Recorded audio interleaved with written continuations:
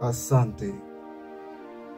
Kwanza kabisa tutamshukuru Mungu Mwenyezi, Mfalme wa mbingu na ardhi na vilivyoko na vilivyomo, kwa jina lake Mwenyezi Mungu aliyeziumba mbingu na ardhi na vilivyoko na vilivyomo, kwa haki ya Isa Kristo Yesu mwana wa Mungu aliye hai.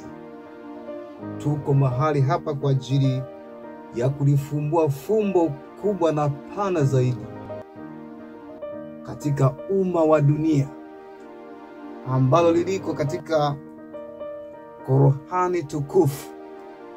Kuna fumbo humo ndani ambalo Mwenyezi Mungu aliliweka humo kwa ajili ya Waislamu na kwa ajili ya dini zote za ulimwengu. Mwenyezi Mungu humfunulia yoyote amtakaye, na ndivyo sasa ametufunulia sisi, nasi hatuna budi kulielezea kwenu enyi watu wote. Inaonyesha kama tukio ambalo limefichika ndani ya Qur'ani tukufu, na leo hili litakuwa wazi. Inahusu utume wa dunia, unabii wa dunia ambao Mwenyezi Mungu aliufunua kwa manabii na kwa mitume. Hapa tutaelezea kitu kinachoitwa safari ya Musa na kijana wake. Hili litaelezewa vizuri sana kwa ufunuo ambalo Mwenyezi Mungu kalifunua kwetu, liwe uhai kwa dini zote na katika Waislamu wote. Katika kitabu kitukufu cha Qur'an, Sura Al-Kahfi na ukurasa wa 542 tunaanzia 61 kulielezea tukio hili. Fungua masikio, kwa sababu Mwenyezi Mungu amelileta kwako, ewe mwanamke, ewe mwanaume, kwa ajili ya uhai ambao tunautafuta wote. Tutaupata kwa kuelewa maneno yake Mwenyezi Mungu. Ni fumbo, na leo linafumbuliwa kwa yeye aliyelifumba, ndiye atakayelifumbua kwa ufunuo wake. Maandiko matakatifu yanasema ya Qur'an, na kumbukeni Musa alipomwambia kijana wake, sitasimama mpaka nifike penye maungano ya bahari mbili, au niendelee karne na karne. Hapa Mwenyezi Mungu anasimulia habari za safari ya utume. Hapa tuangalie Musa, tunaangalia unafunuliwa utume wa sheria. Ulikuwa unazungumza utume wa sheria ambao ni Torati na manabii, ambayo Mwenyezi Mungu aliyafunua katika huu ulimwengu ili kuandaa umma. Utume wa Musa ulikuwa unazungumza, sio Musa, ni utume wa Musa unazungumza kwamba, tazama nitatembea mpaka mahali ambapo kuna miungano ya bahari, au nitatembea karne na karne. Maana yake utume unazungumza kwamba nitatembea kwa muda niliopangiwa, nikifika mahali nitasimama, na kama haitakuwa sehemu ya kusimama, nitaendelea miaka na miaka. Manake Torati itaendelea miaka na miaka mpaka kiyama. Alikuwa na kijana wake. Kijana wake hapa tunamwelezea kwa ufunuo sahihi kabisa. Alikuwa ni Mtume Muhammad, mtukufu wa Qur'an. Na hiyo ilikuwa inazungumziwa sheria ambayo inafanana na sheria ya Torati ya Musa, kwamba huyu sasa ni kijana wa Musa. Walikuwa wanatembea na Musa, maana yake utume wake unatembea chini ya Musa, utume wa sheria. Na hili jambo linahusu wanadamu waliomo katika ulimwengu huu, maana sheria ni kwa ajili ya wanadamu na imetoka kwake Mwenyezi Mungu. Usiwe na shaka, sikiliza kwa makini nawe utaelewa. Na huu ndio uponyaji wa umma. Habari za Mwenyezi Mungu zikufikie na ukafanye maamuzi kwamba Mtume Muhammad anawakilisha Qur'an tukufu, Musa anawakilisha Torati na manabii. Hili ni dokezo lake Mwenyezi Mungu kwa ufunuo wetu, kwa ufunuo ambao Mwenyezi Mungu atufunulia. Ni kwamba pale Sinai, wakati Musa anapokea Torati, ndiyo siku hiyo hiyo ambayo Qur'ani iliandikwa. Siku hiyo hiyo Mwenyezi Mungu aliandika Qur'ani na Torati, lakini Qur'ani akaificha hapo hapo. Hilo ni fumbo ambalo ni la kifumbo, na humwelezea yoyote anayemtaka. Musa alimuuliza, Mwenyezi Mungu, umenipa Torati, na hiki ulichokiandika ni kwa ajili ya nani? Mwenyezi Mungu akamwambia, hiki nilichokiandika hapa ni kwa ajili ya Ishmaeli. Torati ni kwa ajili ya Isaka na kizazi chake, manake na umma. Na Qur'ani hii ni kwa ajili ya Ishmaeli na umma wake, kwa ahadi yake Mwenyezi Mungu aliyomwambia Isaka kwamba atamfanya kuwa taifa. Hazungumzii taifa hapa, haya ni maneno ya kiungu, anazungumzia utakuwa umma. Na alimwahidi Ishmaeli kwamba naye atakuwa umma.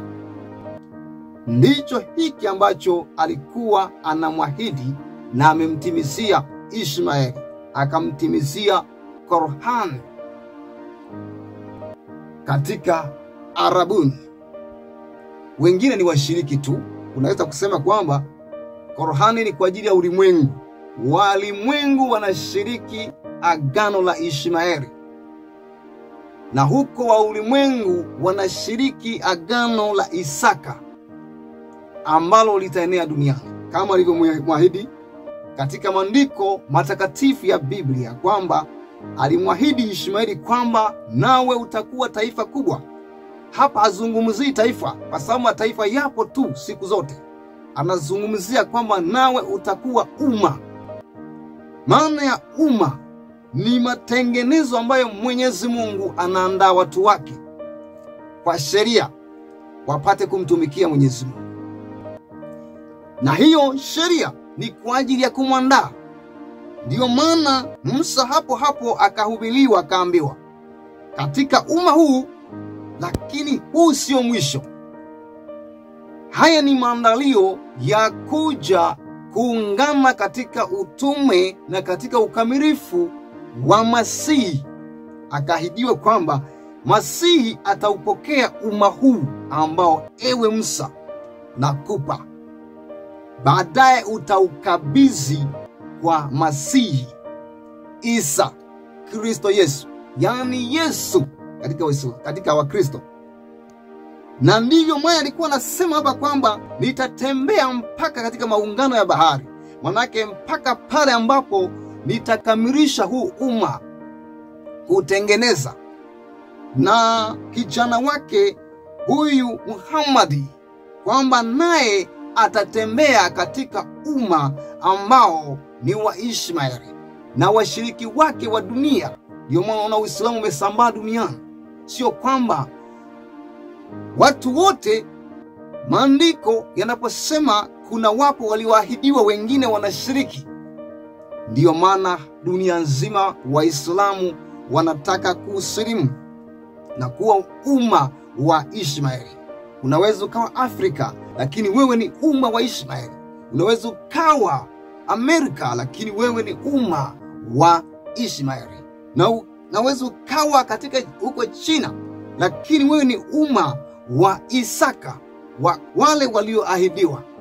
Kwa hiyo haya yote yaliwahusu wote ambao wataangukiwa na hiyo sheria na kuiamini. Kwa ajili gani? Kwa ajili ya kuandaa. Muhammad naye akaahidiwa hivyo hivyo kama Musa, kwamba nawe Muhammad atakujieni huyo Masihi, nawe badala ya kuandaa huo umma atakujia Masihi, nawe utatakiwa kumkabidhi umma. Pale sasa atasimamishwa halifa mmoja ambaye ni Masihi, ambaye atakayeongoza umma mzima wa dunia katika agano lile ambalo ni katika sheria ya imani. Sheria ya imani. Sheria ya imani ni ile ambayo Mwenyezi Mungu atakamilisha utume na kuufanya uwe bora kwa ajili ya maisha ya milele. Tutaanza kumwangalia sasa huyu Masihi ni nani katika Qur'an. Na huu nabii ulikuwa unazungumzia nini? Maana hapa wanazungumza tayari hawa wawili, Qur'an na Torati zinazungumza. Sio kwamba walikuwa wanazungumza mitume, bali unazungumza utume wa sheria. Sasa tuone utume wa sheria huu unaendelea. Hiyo habari inaendelea hiyo habari. Tutaendelea kuisoma. Inaendelea 62. Basi walipofika wote wawili mahali zinapoungana, wakamsahau samaki wao, naye akashika njia yake baharini kwa upesi. Wakatembea na walikuwa na samaki. Huyo samaki wakamsahau mahali fulani, wakatembea baharini kwa upesi. Na walipofika mbele, Musa akamwambia kijana wake, tupe chakula chetu, maana tumepata uchovu katika safari yetu hii. Wamesafiri sasa, wamemsahau samaki wao. Waliposema kwamba sasa tumtumie huyu samaki, ikaonekana kwamba wamemsahau ng'ambo. Kuna mahali wamemsahau. Huyu samaki anaelezea unabii kwamba walipitiliza sehemu ambayo walitakiwa kumkuta Masihi. Waliambiwa kwamba kuna mahali watamkuta Masihi yupo, wapate kumkabidhi umma yeye aendelee. Lakini walikuta hapo hayupo, wakapitiliza, maana alikuwa bado hajatokea mahali hapo. Tunazungumzia unabii hapa, ni ufunuo wa unabii. Sasa wakalipoambizana kwamba na sasa natuchukua ile samaki, kumbe wakawa wameisahau sehemu ile ambayo utume wao ulikuwa unaishia. Wakazungumza mengi, wakaendelea. Akasema, je, una habari tulipopumzika penye mwamba? Hapo nilimsahau samaki, na hakuna aliyenisahaulisha isipokuwa Shetani nisikumbuke, naye akashika njia yake baharini kwa namna ya ajabu. Kijana yake akamwambia kwamba tazama, tulimsahau yule samaki kwenye mwamba. Tulimsahau pale kwenye mwamba. Na kwa sababu hiyo aliyetusahaulisha ni Shetani. Hapa unabii unazungumza ya kwamba Shetani aliwasahaulisha umma. Umma walisahaulishwa na Shetani. wakashindwa kutambua nini cha kufanya, kwamba utume wa sheria utafikia mahali utakoma. Itabaki amri ya Masihi, utabaki ni wakati wa Masihi. Maana yake wamwamini na wamfuate. Hapa unabii unazungumza kwamba wakasahaulishwa umma. Wayahudi wakasahaulishwa, hawakumtambua. Waislamu wakasahaulishwa, hawakumtambua. Lakini tulielezwa hapa kwamba walirudi baada ya kuelewa kwamba kumbe tumesahau mahali ambapo tunapaswa kuwepo. Wakabidi wamerudi. Huu ni unabii unatambulisha umma mbili hizo. Baadaye tutaelewa na kurudi mahali pa Masihi. Hebu tuone sasa hawa wawili wanarudi tena katika eneo ambalo walikuwa wamepewa kwamba mahali hapo wapate kumkuta Masihi na wamkabidhi umma. Wanaendelea. Waliporudi, Musa akasema, hapo ndipo tulikuwa tunapataka. Basi wakarudi nyuma kwa kufuata nyayo zao. Unaona? Wakaelewa, wakasema hapo ndipo mahali ambapo tulitakiwa kuishia, tumkabidhi Masihi. Ikabidi sasa warudi kwa nyayo zao mpaka mahali ambapo walimsawia samaki, ambapo ni mahali ambapo watamkuta Masihi na kumkabidhi umma. Basi wakamkuta mtumishi katika watumishi wetu tuliyempa rehema kutoka kwetu na tuliyemwelimisha elimu kutoka kwetu. Unaona? Maandiko yanasema wakamkuta pale mtumishi ambaye Mwenyezi Mungu anasema tulimwelimisha kwa elimu yetu. Ndiye wakamkuta yupo hapo ambapo alisaulia samaki, wakamkuta kuna mtu hapo yupo. Musa akamwambia, je, nikufuate ili unifundishe katika ule mwongozo uliofundishwa? Yule Musa akamuuliza yule mtumishi wa Mwenyezi Mungu, huyo ndiye Isa Masihi, akamwambia, ewe mtumishi, je, nikufuate amri yako uliofundishwa? Huu ni unabii unatajwa kwamba wameanza sasa kumkabidhi huyo Masihi. Wanaanza kumkabidhi huyo Masihi. Inaendelea, akasema, hakika wewe huwezi kuvumilia kuwa pamoja nami. Na unawezaje kuvumilia juu ya lile usilolizunguka elimu yake? Huyo Masihi, mtumishi wa Mungu akamwambia Musa kwamba, je, wewe utaweza kuvumiliana na mimi katika utume wangu? Kwa sababu Injili na sheria zinatofautiana. Ndiyo maana alimwambia hivyo kwamba, je, utanivumilia? Kwa sababu mimi sheria yangu ni ya imani, wewe una sheria inayohusu ulimwengu na mwili. Hapo ndipo alipokuwa maana yake anamuuliza hivyo. Sasa ikafika wakati anamwambia, utawezaje kulikubali usilolinena? Maana wewe ulisema utatoa talaka. Mimi nasema hivi, kila mwache mke na kuwa mwingine azini, naye amuoaye aliyeachwa naye azini. Nasema hakuna kuachana, ndoa moja na hakuna kuachana. Mke aliye huru na mume aliye huru wakioana, basi hao wamefunga agano, kitakachowatenganisha ni kifo. Hiyo ndio amri yangu Masihi. Utanivumilia ewe Musa uliyekuwa unawapa talaka? Utanivumilia ewe Muhammad ambaye umewaandikia watu kuoa wake zaidi ya moja? Sawa, ilikuwa ni sheria yake Mwenyezi Mungu, lakini ilikuwa inawaandaa. Sasa mefika wakati wa Masihi, ni kushika sheria ambayo Masihi anaitoa. Sasa hapo ndipo ilipoanzia. Ikaendelea hiyo safari. Akasema, utanikuta mimi Allah akipenda nikiwa mvumilivu na sitaasi amri yako. Musa akamwambia, ewe Mwenyezi Mungu na nisaidie, sitaasi amri yako Masihi. Ndivyo unatakiwa ufanye wewe ambaye unashika sheria, kwamba sio kwamba injili inaua sheria, bali ni umma wa Isa.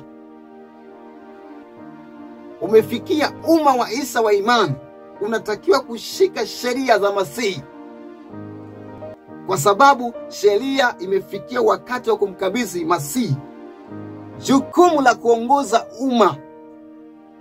Ndipo sasa Musa akasema, sitaasi amri yako ewe Masihi. Utakalolisema ambalo mimi sikulisema nitalizika. Ukilikataa lile ambalo nilikubali mimi nitalizika, kwa sababu tumefika wakati wa kukabidhi umma uongoze kwa sheria ya imani ya injili.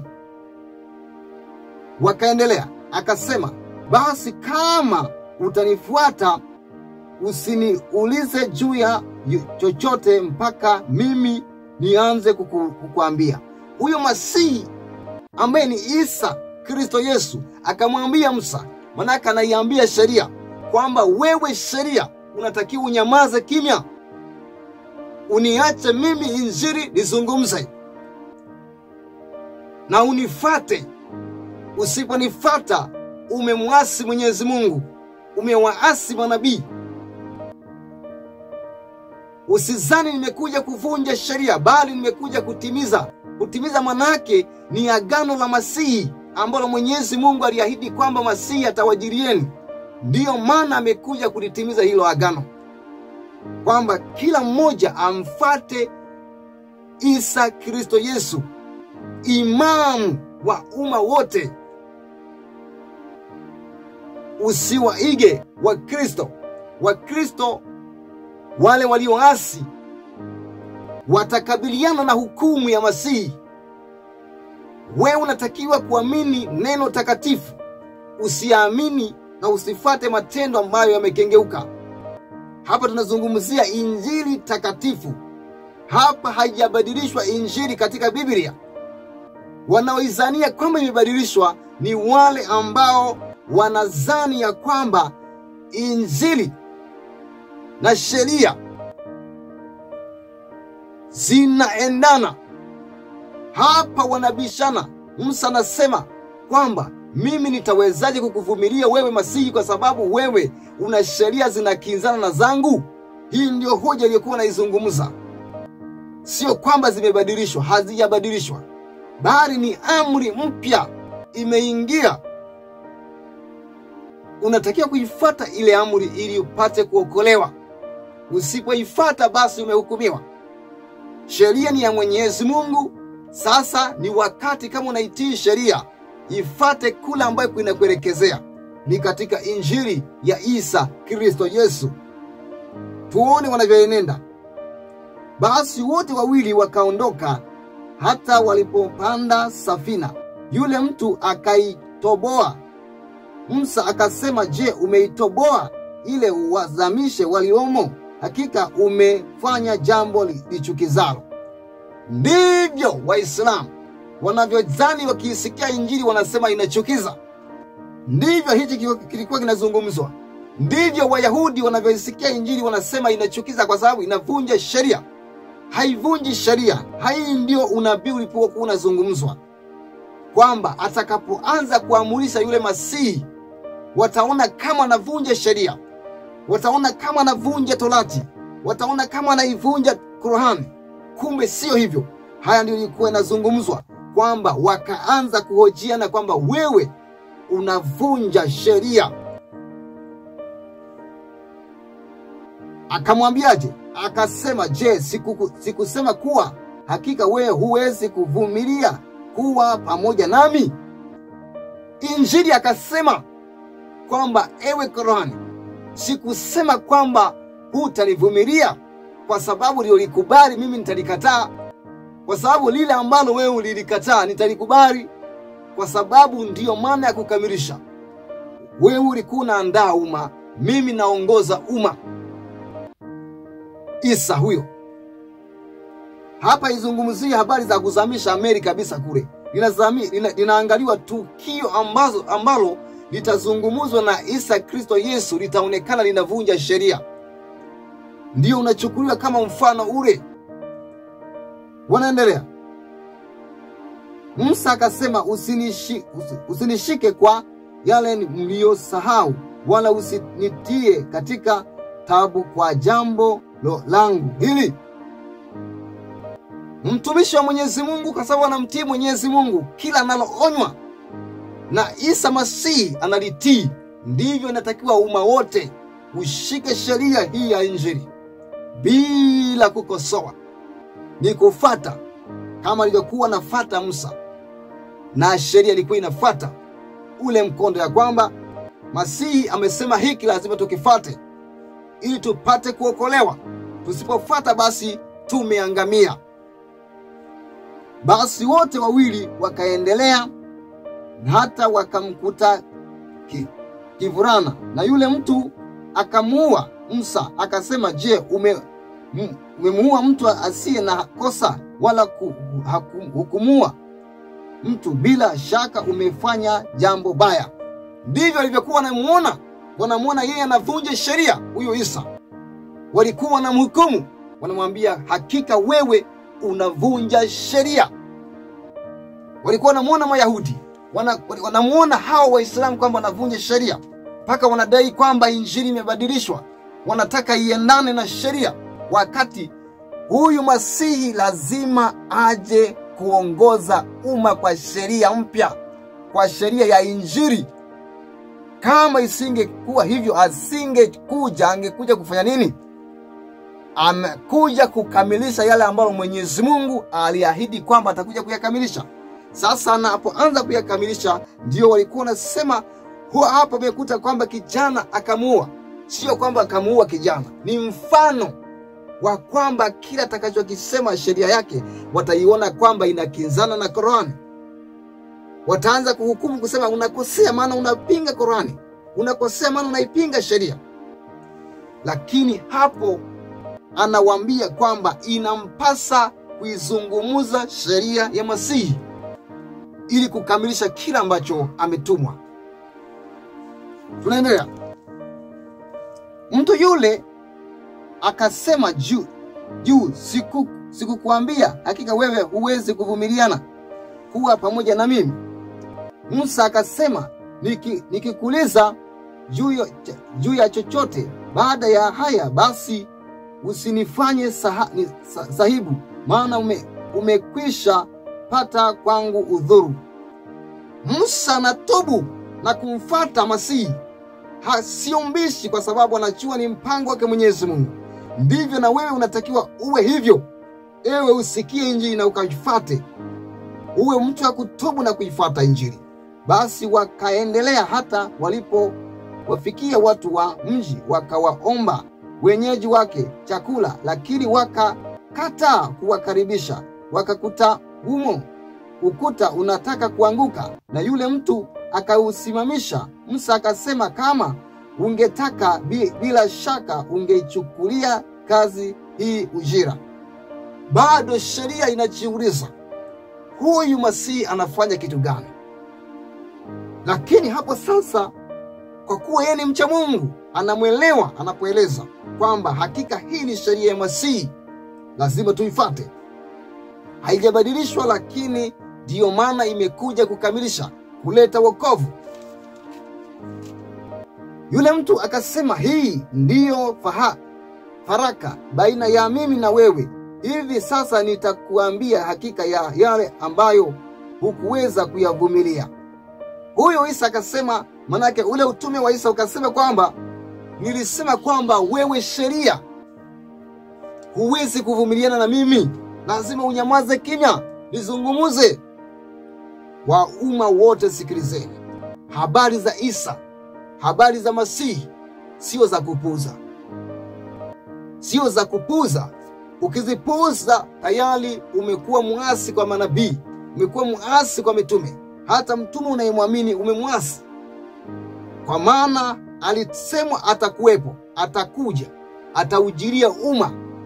Alianza kuujiria umma wa Israeli ambao ni Wayahudi, wakamkataa.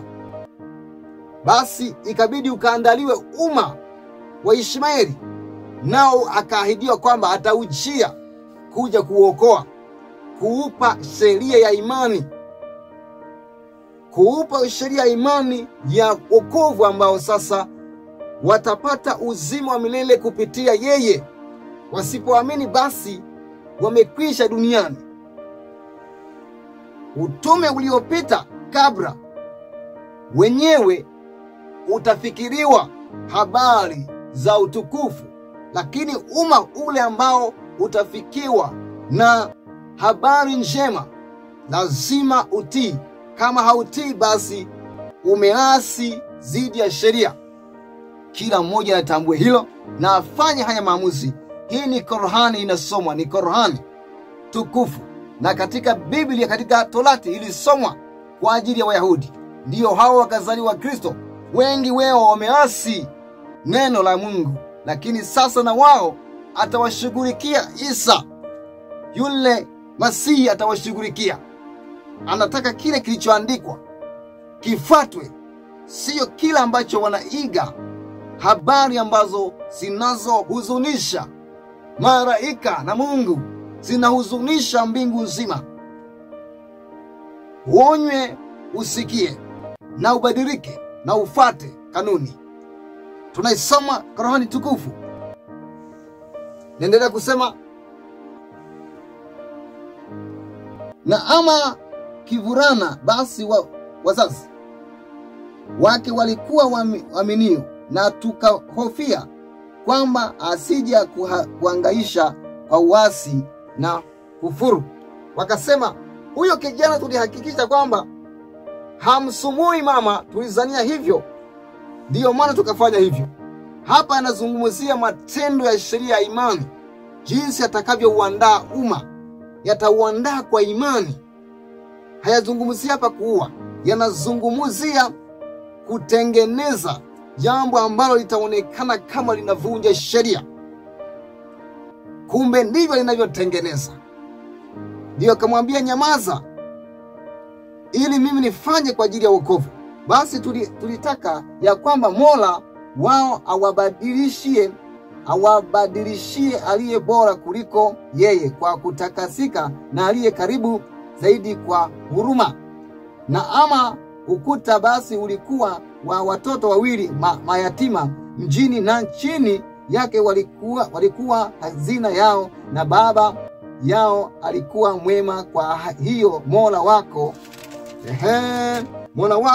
alitaka wafikie barehe yao na wajitolee. Hazina yao ni rehema kutoka kwa Mola wako, nami sikuilifanya kwa amri yangu. Hiyo ndiyo katika yale ambayo hukuweza kuyavumilia. Akamwambia yule Masihi, akaeleza katika utume na unabii kwamba haya unayaona yanatokana na watoto wawili ambao walikuwa wamewekwa mpaka wapate barehe, ndio wapate hazina. Manake Isaka na Ishmaeli, kwamba wataandaliwa mpaka wafikie wakati ambao watapaswa kusikia sheria ya imani. Sheria ya imani hiyo ndio inaitwa hazina. Inaitwa hazina.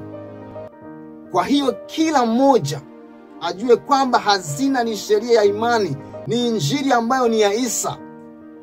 Hii Torati na hii Qur'ani ni maandalio ya kumwandaa mwanadamu apate kusikia habari za wokovu, apate kusikia na kuifikia hii hazina ambayo hapa inazungumza Qur'ani, kwamba wao wamewekwa mpaka kufikia barehe. Manake wafikia hali ya kujitambua, kuielewa imani.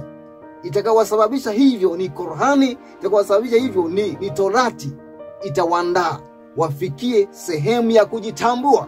Wakijitambua wapewe ile hazina ambayo ni sasa ni sheria ya Masihi, ambayo ni injili ambayo imeandikwa katika kitabu, kama jinsi ilivyosomwa kwa Wayahudi wakaikataa. Kwa jinsi kama hii, huu ndio unabii.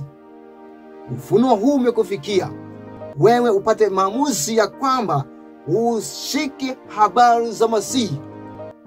Haya ni majira ya Masihi. Ukifanya mchezo, yatakupita haya majira na utakuwa hauna bahati. Kubisha na kutunga hoja ambazo ni za kibinadamu, za wivu wa dini, wivu wa madhehebu, hazitakusaidia chochote. Leo watu wanatunga habari za kumsifu mtu, kusifu manabii, tofauti na jinsi walivyosifiwa na Mwenyezi Mungu. Hizo ni hoja za kidunia, haziwezi kukusaidia. Hata ukimwita mtume kwamba ni Mungu, au nabii ni Mungu, au ni yoyote ukamwita majina makubwa, kujishindanisha kwamba ili watu wamjue huyu ni wa namna hii, lakini majira hayatakubali, yatakukataa haya majira, yatatimia tofauti kabisa na unavyotabiri na unavyotafasiri.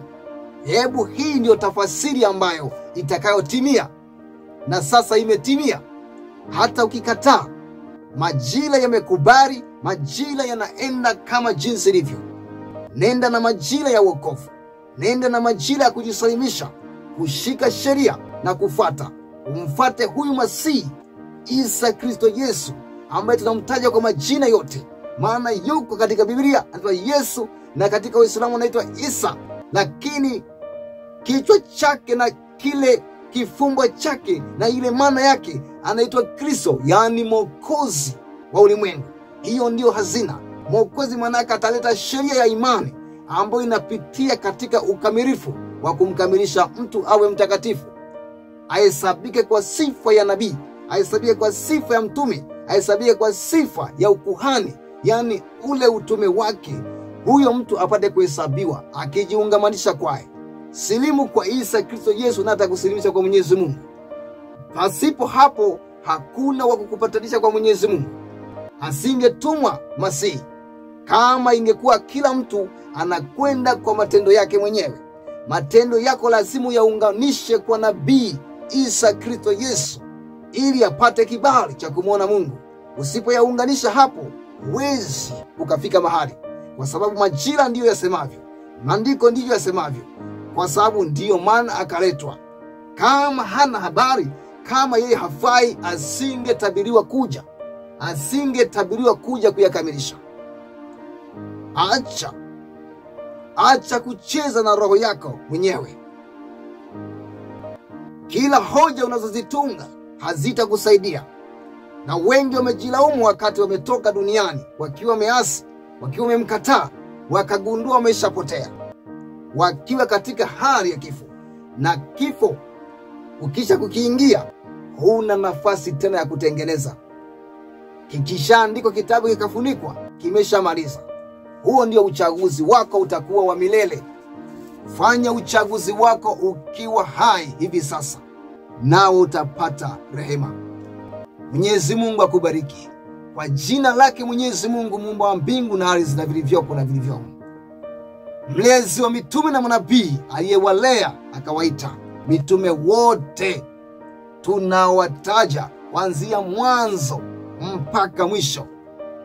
Naam, alimtuma Muhammad awaandae watu wa Ishmaeli, awaandae kwa ajili ya kumpokea Isa, mtume, nabii, kuhani, kwa sifa amepewa, kwa cheo, mwana wa Mungu, kwa jinsi alivyopewa. Amezaliwa kwa cheo, siyo uzazi ule wa kibinadamu, ni uzazi wa cheo ambazo Mwenyezi Mungu kamzawadia cheo hicho. Awe mhukumu, awe hakimu kama jinsi semavyo, awe hakimu kwa mambo ya kuokoka, ndio maana tunamwita Mwokozi. Awe na hukumu ya kusamehe dhambi, awe na hukumu ya kumfanya mtu aingie motoni kwa kumkana yeye. Huo ndio uhakimu wake. Kwa yeye utapata wokovu, na kwa kumkataa yeye utahukumiwa.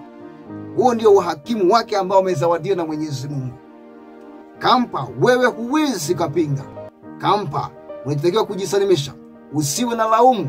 Hii tafsiri imeshatolewa wazi kwa kila mmoja apate kuchukua haya yote na kuyafanya kuwa sehemu ya maisha yake, awe mwanaume awe mwanamke. Kila sheria iliyowekwa katika Injili, hiyo ndiyo ya kufuata. Hata mitume hapa walikuwa wanasema, wanamwambia kwamba, kwa nini wafanya hivyo ewe Isa? Kwa nini unaonekana unavunja sheria zetu? Anawaambia, nimewaambieni nyamazeni, huu ni wakati wangu wa kukamilisha umma. Nyamazeni kimya, ewe sheria Torati, ewe sheria Qur'ani, nyamazeni kimya. Nizungumuze Injili ya Masihi. Hiyo ndiyo mtakayoishika na mtakayoifuata, na hiyo ndiyo itakayowapa wokovu. Manake unazungumziwa umma wote. Umma. Shika sheria hii ya Masihi Isa Kristo Yesu. Kama unaiamini Qur'ani, kama unaamini Biblia, shika hiyo Injili. Na Injili inaonekana mahali fulani katika Biblia, hapo ndipo kuna Injili. Maana utasema kwamba tutaipata wapi hiyo? Ipo katika Biblia, Agano Jipya. Hiyo ndio sheria mpya inayoikomboa sheria na kuikamilisha. Hiyo Agano Jipya, hiyo Qur'ani bila Agano Jipya haijakamilika hata iweje, kwa sababu aliahidiwa ataujia umma. Kujia manake lazima haujakamilika, unahitajika kukamilishwa. Mungu Mwenyezi akutie nguvu kwa jina lake Mwenyezi Mungu, muumba wa mbingu na ardhi na vilivyoko na vilivyomo. Sisi hapa, hii ni Islamia Akrastina kwa ajili ya Masihi Isa Kristo Yesu. Na isikie, tunapo zungumza ni ufunuo wake Mwenyezi Mungu. Usikie nawe utapenda. Naitwa Isa Ramada Kutas. Uangalie hili na ukashika hilo ambalo sasa tunaenda kulitangaza kwenu, liwe rasmi kwa ajili ya wokovu, kwa ajili yake Mwenyezi Mungu muumba wa mbingu na ardhi, kwa rehema zake akupe neema hiyo ya kujua ukweli huu, akakufunulie na kudhihirishie, ewe mwanamke ewe mwanaume, ukashike sheria, ukamwamini Masihi Isa Kristo Yesu, ukamfuate. Mwenyezi Mungu akubariki sana. Tumishi wa Mungu hapa, yeye atasema jina lake, maana atakufikia kila mahali. Utamuuliza mambo, atakujibu kama jinsi alivyofunuliwa. Karibu. Asante sana. Asante sana. Sikieni walimwengu, kwa majina naitwa Richard Heromani. Bwana ni majira ya kumwamini Isa Kristo Yesu. Asanteni sana. Mungu awabariki. Amen. Asante.